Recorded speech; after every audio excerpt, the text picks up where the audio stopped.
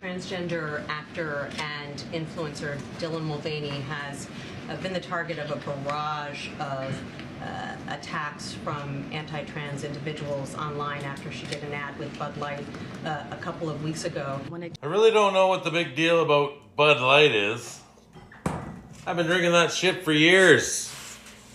And I don't care. Who knows it? I love it. And I'll keep drinking it till I'm dead. 'Cause it is delicious.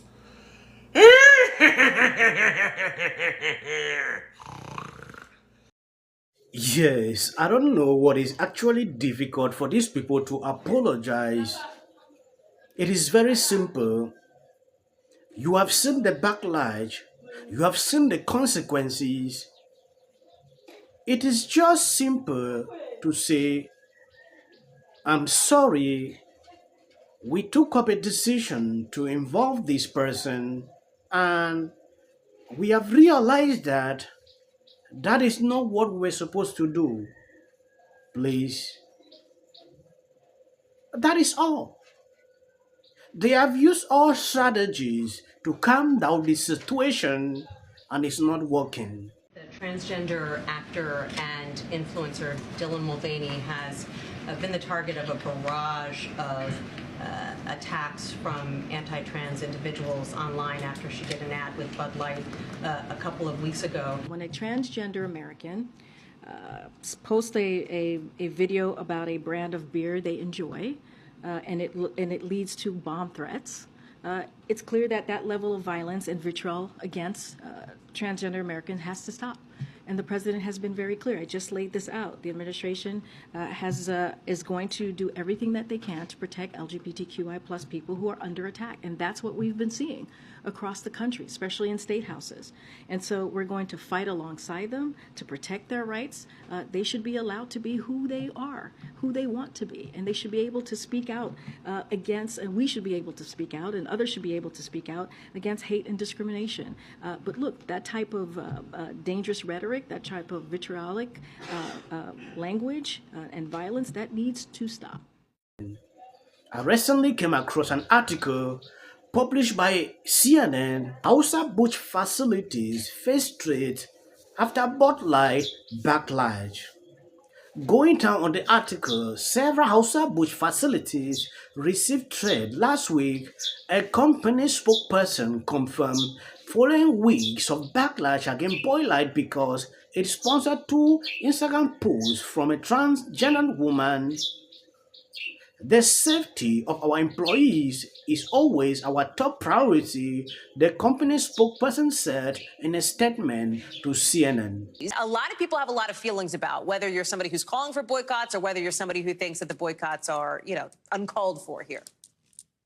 Yes, and when you say we finally have a message, it's not a surprise that it landed on a late Friday afternoon. Friday, that's a good point. Yep. Yeah, exactly. So I believe, this message, when you read the tone and the language used in this message, it's written like it's almost an ad or you're at a Bruce Springsteen concert. You hear all the language about honor and history, values, military, hardworking.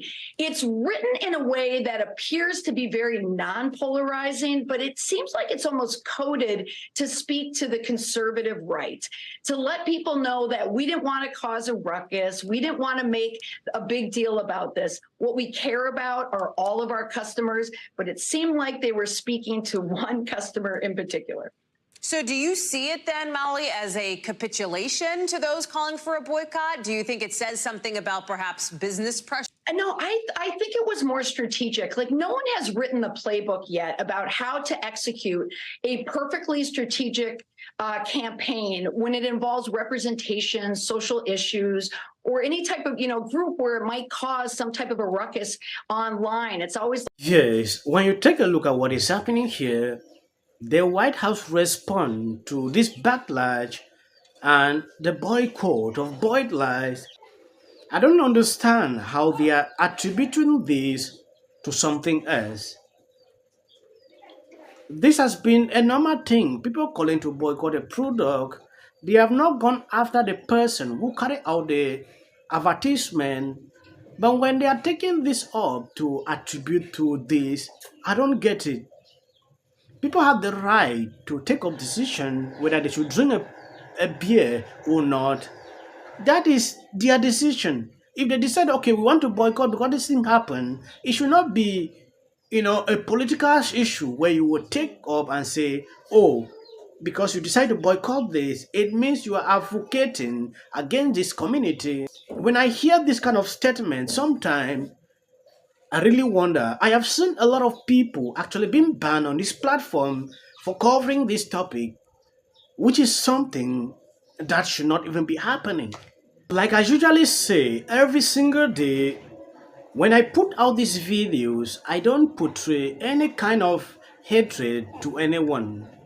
I love everybody. If Dylan never took up the decision to advertise this, we will never see this backlash. It is extremely sad to see that the mainstream media and the White House is picking up some point to attribute to people calling to boycott this. I don't actually get it. They came out with a strategy to say, oh, this facility were receiving threats, and CNN was there to publish, do videos about that. Why can't they advise these people to simply apologize? We looked at the Bud Light brand. It was kind of dying off. First of all, what is the profile of a beer drinker? 80% of beer drinkers are what? Men. If you and I right now had a rosé, it'd be kind of weird, right? Like, hey, you want to have some rosé, Pat? I would say, you're serious, bro?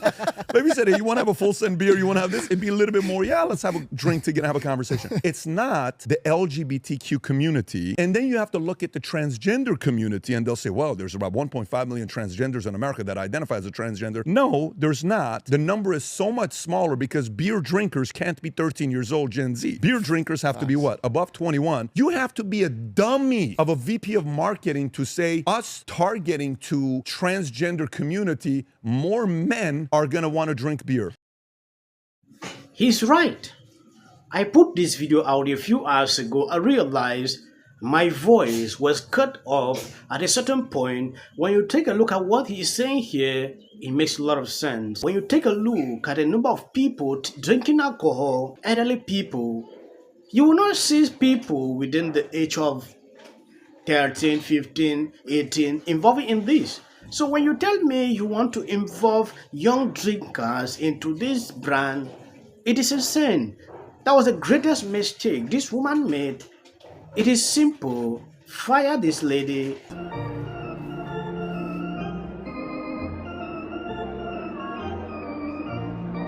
Buy yours online in 42 states at Ultra. I'm a businesswoman.